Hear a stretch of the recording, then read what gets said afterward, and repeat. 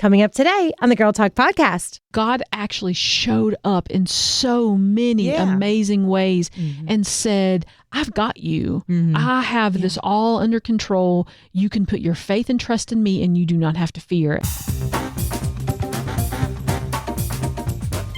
Hello there. You are listening to the Girl Talk podcast brought to you by our friends at Fox Toyota of East Tennessee. Hello there. My name is Carol. I'm Kelly. Hey, I'm Trisha. And we're glad you've joined us today. So, here at the beginning of season 7. It's the beginning of season 7, y'all. Amazing. Can you believe that? How exciting. Well, here's the thing that I want us to dive into today.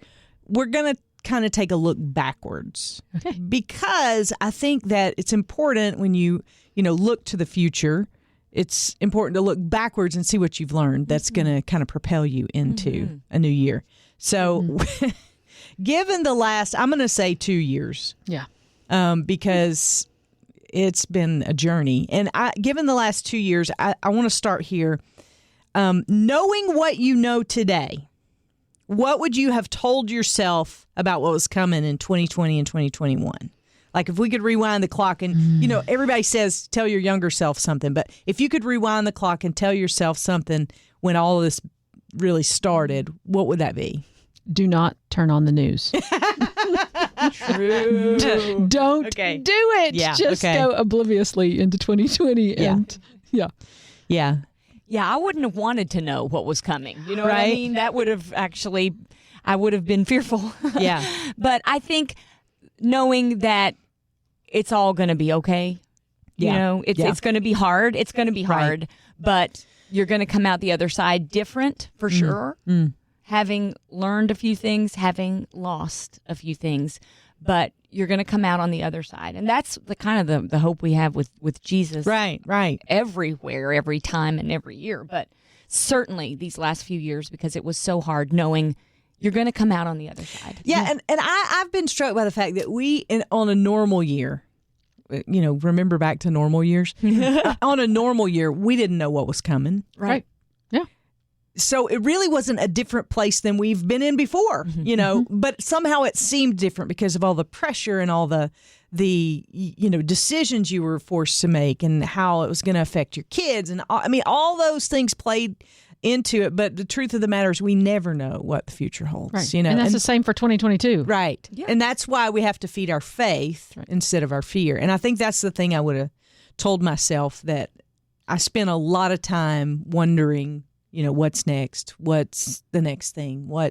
Are we going to do this? Are we going to get to do this? Are we going to get? But it made me appreciate some things too. I love that. Feed my faith instead of my fear. Yeah. Because what so you feed good. grows, of course. Absolutely. But I think appreciating the moments, because we don't know what's next. Right. Appreciating this moment right now. Here we are. Yeah. We get to be together. We get to talk right now. And that is a good moment. And that's certainly one thing that these past 2 years have taught me, because you don't know what's next, ever. Yeah, I think one of the other things it's taught me too is that it matters who's in your bubble. That was not a thing we even really thought about, I think, before COVID, when all of a sudden COVID bubble became an actual term that we used, and making sure you have people in your bubble and make sure that those people are people you want in your bubble. Right. And those are going to be people who are going to feed your faith and not your fear. Right. So that's probably one of the things I would have told myself is make sure you keep your bubble focus on Christ. Yeah. Surround yourself with people who love Jesus as much as you do. Yeah. And make sure you're good with that. I don't know if I'm alone in this, but I learned a lot about myself. I've always known I was an extrovert. Always. As I get older. Yes, you are. As I get older, I love that part of my personality, but I find that it takes me more time to recover when I'm extrovertedly. Is that, I'm making up words now. I think so, but it's all right. We understand. You're getting a little more introverted. Yeah. Yeah, I get love that. being with Yeah. people, but there are times when I need to come away and take some headspace and just be alone. That's something I'd never needed in my younger years, 20s and 30s even. I was like, no, give me people all the time. And when the pandemic hit, I had a whole list of things that, like, if I ever, because, you make up those scenarios in your mind. If you ever work from home, if you ever do this, if you ever do that, if I ever have any time where I'm just, stuck at home, here's some things I'm going to do. Organize the junk drawer. Didn't get done. Nope. It's junk. Why organize it? I know, exactly. Okay, so I learned that I was an extrovert, but I also learned that just because it doesn't look like what it looked like before COVID doesn't mean it still can't be good. Because here's the thing that I found out, like, although we were quarantined and we were asked to stay at home, you could still get out and go for a walk. Oh, yeah. Nobody could. But I think for a time period, it felt like we really couldn't leave our homes. And so I felt really stuck and like, oh, I'm going to climb the walls here. But you can go out and go for a walk. You can, play tennis outside, or you can do the outside thing. So it made me appreciate the outdoors more. Oh, yes. And remember how beautiful that spring was? Yeah. Oh, yeah. It was glorious. That What a gift Easter was from really God. special. Yeah. Yeah. So I appreciate that. So I don't want us to just stay in the past, because I don't think that's a healthy thing either. I want it to propel us into this year with some new things that I think that we can, learn from last year and kind of take into this new year to propel us forward. I don't think I have a friend of mine. She's a wonderful author, just a wise woman. Her name's Susie Eller, and she told me a long time ago, she said, you need to visit your past as a scholar, not as a victim. And I think it was one of the wisest things I've ever heard. So shout out to Susie Eller. She said that, and I think we've got to make that same choice now, headed into a new year, to revisit and look at all that COVID took from us, not as a victim, but as a scholar, and what we can learn going forward. So how do we do that in the new year? What did we learn that we're going to take in and kind of, because I always said, and I'm going to just be brutally honest here, I said we're not going to be as busy as we were pre-COVID, and we're busier now. Sure. I agree. We're making up for lost time. Yeah. It's true. Because you don't want your kids to miss out on anything because they missed out on so much. So you overcompensate for the activities. And ourselves too. Yeah. Yeah. And I say yes to more things than I should. One of my greatest blessings from COVID was, and from the lockdown kind of maybe specifically, was that relationships I developed with my neighbors, that I now have a tribe that I didn't have before. That's with great. a greater depth of relationship, because we struggled through hard stuff together. We created our own little bubble. And so I want to fiercely protect that going into 2022, that I want those people who are all believers too, to continue to speak into my life and be part of my tribe. That's good. Such a blessing. So that's one of my big takeaways. That's good. Yeah. I'm kind of stumped a little bit. I'm thinking about what God has taught me this past year that I really want to make sure I take into the next year. There are two big things. The other one of the most important ones isn't necessarily specific to just the past 2 years in terms of our culture, but it is specific to what I went through.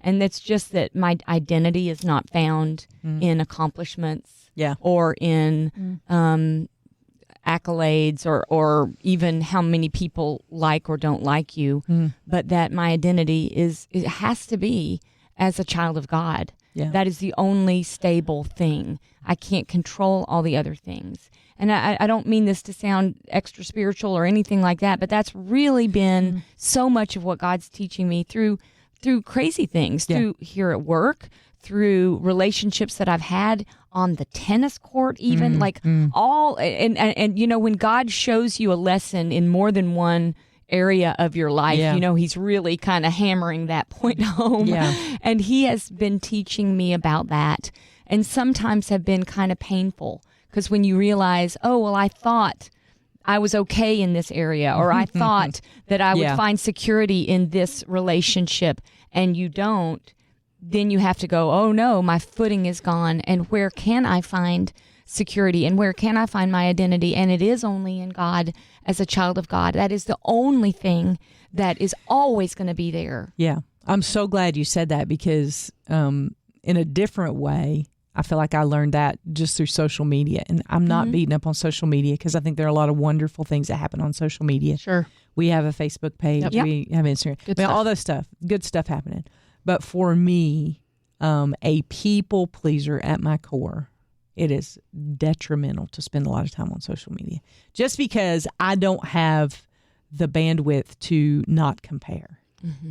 I don't have the bandwidth to look at your life and say, this is my life, and lay them beside each other and make a better or worse.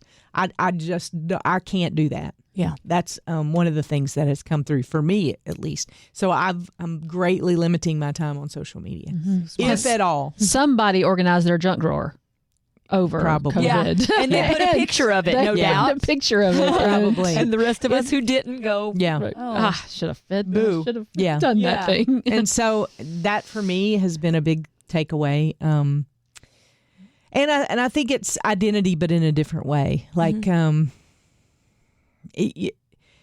things can change in a moment. I mean, I think that was like some of my friends that, had great losses during COVID. It happened so quick. Like things can happen so fast. And so I think like you, make the most of every day and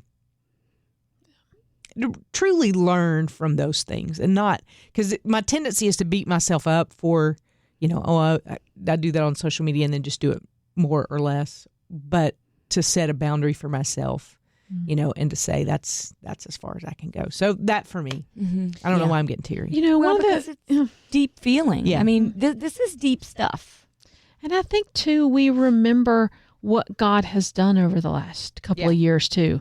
And I know that always brings tears to my eyes when I think about how God actually showed up in so many amazing ways and said, I've got you. I have this all under control. You can put your faith and trust in me, and you do not have to fear. And that was a great reminder for me throughout all of the last 2 years, and a stark realization that I wasn't putting as much faith in him as I thought I was as a believer, but that he never once let us down. Never once did he get off his throne. Never once did the world stop spinning. I mean, did the world spin out of control? Yeah. He's got it all under control, and he reminded us that many times when he showed up in the last 2 years. Yeah. The world can go crazy, and he is still in control, same. all powerful. Another thing I've learned this year that I wanted to bring up is the importance of forgiveness. And I know that I mean, again, that sounds kind of general, but true heart forgiveness is, I realize I hold things against people, and I might act like I don't, but God knows my heart. And he's just recently been teaching me about that. You can be nice to someone, but have anger in your heart. And maybe even have a motive, like I'm going to be nice to that person so I can get the thing that I want. Whereas God has been stripping away layers for me and saying, this is what I need you to do now, and showing me that it's for my good. Not just for their good. That's great that it's for their good, but the forgiveness is also for my good. And it's more than an action, it's an attitude and a motive and a heart piece. Yeah. That is so wise. Yeah. I'm not doing it perfectly. He's just showing it to me. It's funny because I had this situation not long ago where I had this interaction with this person, and I felt rejected, and my feelings got hurt, and I had all these spinning things, and I approached God, on my bed where I pray, and I'm like, okay, God, I need power to deal with this. I need power. I want to stand up, rise up against this in your power and conquer, right? And I said, give me a verse that I can hold on to. And the verse that he gave me was, be kind and compassionate, forgive just as in Christ God forgave you. I was like, wait, God, maybe you didn't get what I was saying. Yeah. And he's like, no, I got it. I got it. You have to forgive. You got to get it. Yes. Yeah. And then I realized that the power that I was needing was through forgiveness, not against that other person. Man, sanctification is so hard. So hard. Like, should come with Band-Aids. Well, it should. And I think one of the things that COVID, especially the lockdown time, we stripped a lot of that noise away. And so God could really do a work. And in many ways, that was hard. It's hard to be confronted with, hey, Kelly, you're not forgiving that person. You're not dealing with that thing I want you to deal with. And we had lots of time to think about that, and for God to do pruning, his thing. I think, is right. And sanctification happened a lot in that. Yeah. In 2020 and 2021. And I hope we're better for it in 2022. Yeah. You know, I hope that we really do take what God did in us and through us over the last 2 years into the next year. I want to be better. I want to be different. I want to be more on fire for Christ. I want to be more forgiving. Right. I think God's going to do something this year. And I feel like he is getting us ready on some level. Part of it was the stripping away. Part of it is the sanctification. Part of it is many, many people I know, good people, have gone on to heaven. And I feel like he's using the people here to kind of get stronger, rise up. I think I don't know what, but I do feel, and he's always doing something. I don't mean to suggest that that's out of the ordinary, but I think, I think this world's wrapping up on some level, and we are all going to be playing a part in this sort of end time work that he's doing. And how exciting is that? Yeah. I mean, the hope and anticipation of getting to see what God is doing and in real time get to see how God is working in our world, right? Is so cool. Yeah. It's very exciting. And I can't wait to see what he's going to do in 2022. Yeah. It's going to blow our minds. Absolutely. It always does. God does. Yeah. Always does. Okay, so I have to ask you because, and I know this is kind of a rabbit trail, but that's what I'm known for. So we like rabbit trails. This was not on the agenda, but I'm going to ask it anyway. Have you guys prayed about a word for 2022? I have not. I have not either yet. I have not yet. I'm afraid to. Yeah. I know, right? I'm afraid to pray for a word. You ever get that way? Forgiveness. Wait a minute. Wait. Well, y'all remember I guess it was it last year? Access. You remember access? Oh, yeah. And I was like, I don't want that 2020. word. That was your 2020 word. That's not a fancy word. I don't like it. Yeah. I wanted to give it back. Huh.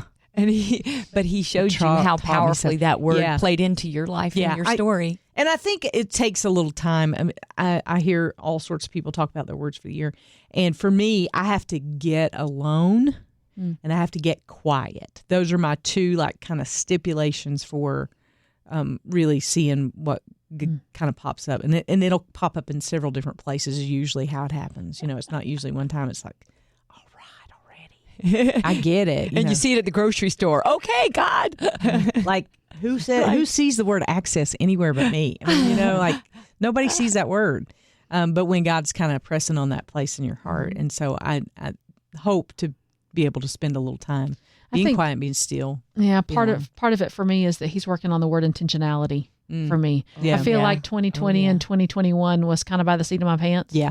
And I think God's saying that. He was like, hey, you were not intentional in your spiritual walk. You were not intentional in a couple of different places. And so you really need to be thinking about being intentional and intentionally developing your spiritual walk, if nothing else. And maybe this is just me and getting older. I don't know. Y'all can speak to this. But I can remember a time in my life where I really felt like my job, not my job, but one of the things that I was passionate about was speaking truth to other people. Mm-hmm. And as I get older, I'm like, I don't need to say a word to anybody else. I just need to speak the truth to myself. Like, is that a getting older thing or is No, that? it's a maturation thing. I think it's a spiritual maturity that's taking place. Here's what I think. I think the more we see our own weaknesses and our need for God, we're getting stronger spiritually. It doesn't always feel like that. It was like, wait a minute, I'm supposed to be feeling strong and powerful like you do at the gym when you start to see your bicep muscle pop up. Right. But I think it's different with God's fitness. Yeah. And when we are growing closer to him, we start to see even the little thoughts that we have that don't line up with his word and his purpose. That's a good point. And so it can be, wait a minute, I thought I was better than this. Yeah. Well, he's taking our hand and walking us down that path, growing closer to him. And I think that's part of it. It's like we see, I need to be working on myself before I'm working on anybody else. Yeah. So I think that's a good sign. And I think that's part of the sanctification process too, is that the process of becoming more like Christ that's the definition of sanctification. So is that you are, it's not about what you're doing for other people. It's not about God using you to do his work for other people. God is also using you to do better work in you. He is changing you. And so maybe that's part of what God's saying to you this year is that, hey, Carol, this is not about you serving others this year. This is about you listening to me and going deep with me and let me speak to you. And the cool part is, when you do that, he uses that, and other people see. You don't have to say it. Right. They see it. Yeah. So true. Well, we would love to hear about what you have learned in the last couple of years, lessons you're taking into the new year, ways that you have grown. All that stuff is very important to us. We don't just do this podcast and sit down behind microphones just for fun. I mean, it is fun. We do have fun doing it. But we do it because we want to hear from you, and we want to build a community that encourages one another and that builds each other up. So we would love to hear from you. You're always welcome to email us at girltalk@thelightfm.org. I can't underscore how excited we get when we get an email from you kind of sharing your heart with us, because that is so important to us. And we want to say again, thank you to our friends at Fox Toyota of East Tennessee. Couldn't do this each and every week without your help. Thank you for being such great friends of this ministry, and thank you for listening today. Hey, if you want to join the Girl Talk team and be a part of what's going on here, the best way you can do that is give us a like or a share of the podcast, because that helps other people learn about us. That's kind of how that whole thing works. They tell me. I don't know, 'cause I'm not that smart, but that's what they tell me. So if you like the podcast, if you like the podcast page on Facebook, more people get exposed to that, and more people get to hear the truth of the gospel, and that's why we're here anyway. So if you'd do that for us, we'd be eternally grateful, and we'll see you next time. We gather right here around these microphones for the Girl Talk podcast.